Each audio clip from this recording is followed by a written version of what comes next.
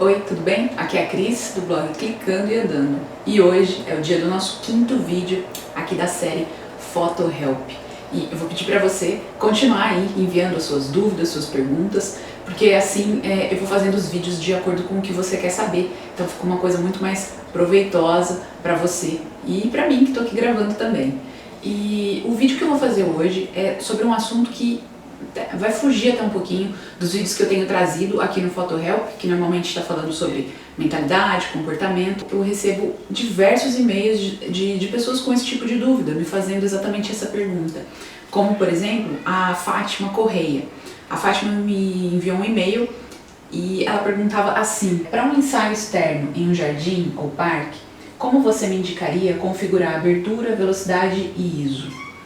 E assim como a Fátima, muitas pessoas me enviam exatamente esse mesmo tipo de pergunta. E por isso eu decidi gravar esse vídeo para dar a resposta definitiva para essa dúvida. A resposta definitiva para essa dúvida é que sempre vai depender.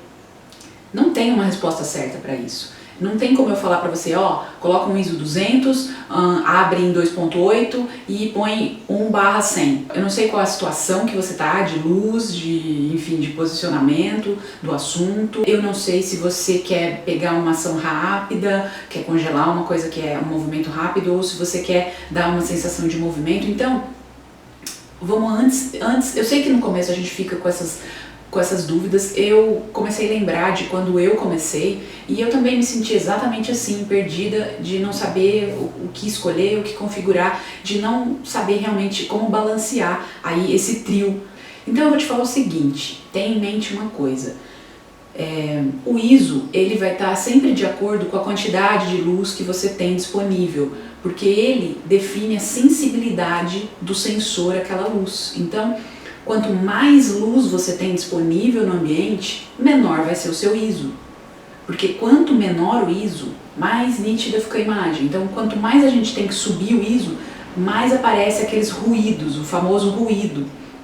Então, você pode ver que às vezes você tira fotografias à noite, que aí você automaticamente tem que elevar o ISO, você já começa a ver, né, dependendo da sua câmera e tudo mais, você já começa a ver aquele ruído aparecendo na sua imagem. Então, seguinte, se você está numa situação de bastante luz, você vai optar por um ISO mais baixo. E aí, entre a abertura do diafragma e a velocidade do disparo, o que você faz com isso daí? Então, vamos supor que você está num dia ensolarado, você está num parque, num campo, enfim, tem muita luz, tá? Um dia céu azul e tal. Poxa, de repente um ISO 100, 200, pode já te atender dependendo das outras configurações que você vai usar. Por isso que é sempre um equilíbrio entre esses três, tá? E aí, o que vai definir a abertura? Então vamos supor, você quer fazer o foco em um assunto, você vai fazer um retrato, por exemplo. Você vai fazer uma foto da pessoa e você quer que fique aquele fundo todo desfocado, ou de repente o primeiro plano desfocado, como por exemplo essa lente aqui, ela está desfocada e eu estou no foco. Então eu estou com uma abertura maior, porque quanto maior a abertura, menor é a profundidade de campo. Então, se eu quero fazer um retrato de alguém ou fotografar algum objeto e desfocar o fundo, eu vou optar por aberturas maiores. Então, e lembra, quanto maior a abertura, menor o número. Então, uma abertura grande seria 1.8, 2.0, 2.8, 4.0, depende do seu tipo de câmera e do seu tipo de lente, se você já usar uma DSLR. Então, tenha isso em mente. Se você quer fazer, por exemplo, uma foto de paisagem, que você quer uma área grande no foco, manter uma profundidade de campo maior, então você vai optar por um diafragma mais fechado. Então lembra, diafragma mais fechado, o número é maior. Então um f16, f22, e aí de novo, vai depender da sua câmera e da sua lente, porque esses números eles variam de um equipamento para outro, de uma lente para outra. Mas tenha isso em mente. Você quer dar destaque para um elemento e quer desfocar os outros planos, você vai abrir o diafragma. Abrir o diafragma são números menores, f2, f1.8. Você quer uma profundidade de campo maior, você quer vários elementos, vários planos no foco, Então você vai fechar o diafragma e fechando o diafragma o número dele aumenta. Então F16, F22, F18, por aí vai. A velocidade, o que vai impactar a velocidade que você definir?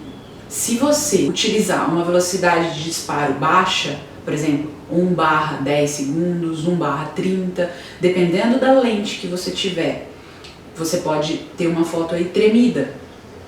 Ou, de repente, você precisa apoiar a sua câmera para fazer essa foto com uma velocidade mais baixa. Então, mas o que define exatamente a velocidade é se você quer congelar alguma ação que acontece rápida ou se você quer dar a sensação de movimento. Então, se você quer congelar uma ação, você vai optar por uma velocidade rápida. Por quê? Porque aí o diafragma ele, abre e fecha rapidinho, então ele congela aquele momento. E se você quer dar a sensação de movimento, você vai fazer uma abertura, você vai optar por uma velocidade longa. Porque aí o diafragma abre, o obturador abre e fecha com mais tempo.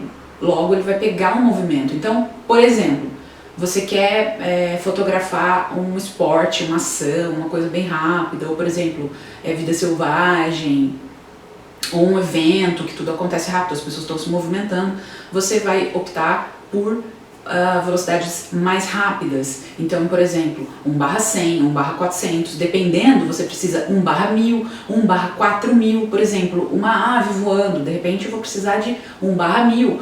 Algum esporte de ação que é muito rápido, se eu puser lá 1/100, vai sair aquele borrão, e eu quero congelar. Então, quanto mais rápida a ação, mais rápida tem que ser a sua velocidade.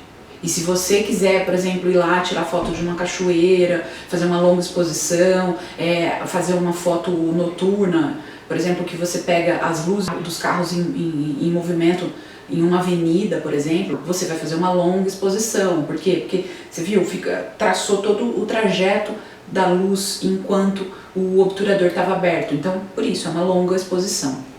Então, para isso que eu falo, olha o fotômetro. O fotômetro é o seu guia. Fotômetro é sempre aquela reguinha. Em algumas câmeras ele fica embaixo, em algumas câmeras ele fica na lateral. É só você procurar aí na sua câmera. Então, sempre se baseia nele. É ele que vai dizer para você se a sua foto está bem exposta, se ela está com pouca luz, se ela está com muita luz. Ele vai te falar a luz. E aí você tem que ter em mente o que você quer. Se você quer congelar uma ação rápida ou se você quer captar aí essa sensação de movimento. Então, tudo isso é variável, gente. E é o seguinte, é tempo, é prática.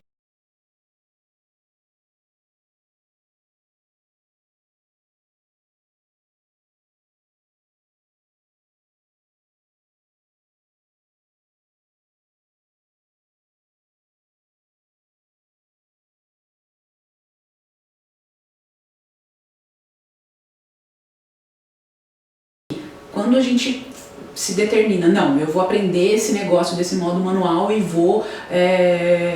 não vou mais usar o modo automático até eu dominar esse negócio. Você vai passar a usar o modo manual e aquilo passa a ser o seu automático, porque passa a ficar tão simples para você achar qual a abertura, qual a velocidade, e hoje isso está tão fácil com a fotografia digital que você já faz a foto e na hora você vê se ela tá escura, se ela tá muito clara, né? Então, isso tá muito simples e é bem isso, é só praticar, é assim que você vai exercitar isso e vai melhorar e cada vez vai ficando mais fácil para você. Se você quer, vai fazendo o teste, faz uma foto com uma abertura grande de diafragma, vê o que acontece, fecha depois o diafragma, vê o que acontece. Então lembra sempre que se você abrir muito o diafragma, tá entrando mais luz, então você tem que compensar de alguma forma. De repente você diminui bem o ISO, aumenta a velocidade, aí você pega, faz essa foto com o diafragma bem aberto, aí você vai lá e fecha ele. Aí você vai ter que compensar de alguma forma. Então de repente você diminui a velocidade, aumenta o ISO, faz essa foto do mesmo lugar, do mesmo assunto, vê o que acontece, vê a diferença. E com isso, você vai aprendendo o que você quer usar naquela hora, se você quer um diafragma bem aberto ou se você quer um bem fechado, se você quer uma foto com velocidade de disparo bem rápida ou se você quer um disparo mais longo, mais lento. Então faça teste, experimenta, treina todo dia um pouco, que daqui a pouco, é muito rápido que a gente pega isso. Quanto mais você praticar, mais rápido vai ser o seu aprendizado e mais natural vai ficar para você saber qual ISO escolher. E aí de repente você chega no ambiente e fala, aqui e um ISO 200 para mim tá ótimo. E de repente você tá numa situação, você fala, nossa, eu quero fazer uma foto aqui, mas eu quero um diafragma no f2.8. Então assim, isso vai ficando automático para você.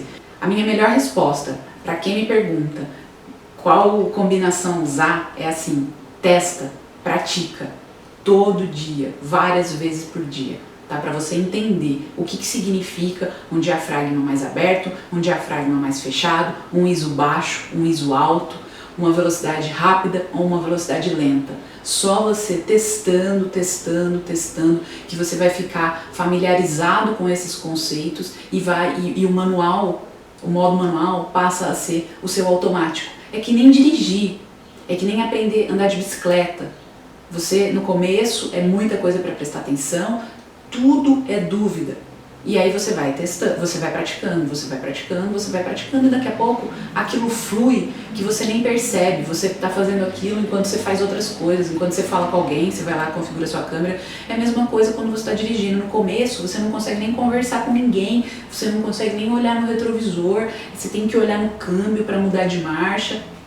É a mesma coisa com a fotografia. Depois isso passa a ser automático para você. Eu tenho certeza que é só você praticar, se familiarizar com cada um desses 3 conceitos que o negócio vai fluir, que é uma beleza. E daqui a pouco você já tá aí, não tá nem percebendo mais como tá fácil para você definir essas configurações aí da sua câmera, tá? Então, espero que você tenha gostado desse vídeo e me conta aqui nos comentários se isso ajudou você de alguma forma, se foi útil.